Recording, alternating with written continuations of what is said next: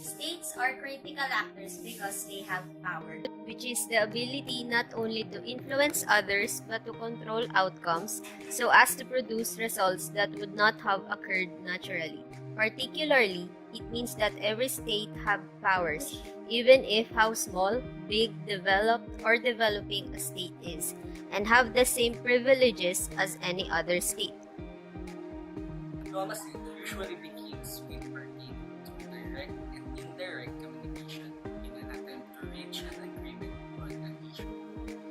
For every negotiation, not both parties get their desired results in their own benefit. Always one party benefits the most. Bargaining and negotiations are complicated by at least two factors. First, most states carry out two levels of bargaining simultaneously. Second, bargaining and negotiating are a culture-bound activity. Approaches to bargaining vary across cultures. At the simplest level, diplomacy is the process whereby nations conduct business with each other. The relationship between nations is far more than a set of transactions. It is the exercise of power. Nations seeks to get other nations to do certain things and behave in certain ways, some of which are not in their interest. This is done by threatening to impose consequences that will be painful, such as economic sanctions or even military attack. Diplomacy is an alternative to war. Economic statecraft. Economic statecraft have both positive and negative economic sanctions to try to influence other states. Positive sanctions involve offering a carrot, enticing the target state to act in the desired way by rewarding moves made in the desired direction. While radicals deny it, liberals argue that developing states do have some leverage in economic statecraft if they control a key resource of which there is limited production.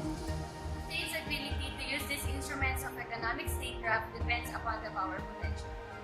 Negative sanctions may be more the norm, threatening to act or actually taking actions that punish a target state for moves made in direction not desired. Let's talk about the exercise power used in politics. Political power is the ability held by individuals and groups in a society that allows them to create and enforce policies for the community and manage public resources. It can be seen as evil or unjust. This sort of primitive exercise of power is historically endemic to humans. However, as social being, the same concept is seen as good and as something inherited or given for exercising humanistic objectives. Preventing and detecting crime, law enforcement officials are granted a number of powers, including the power to use force and firearms.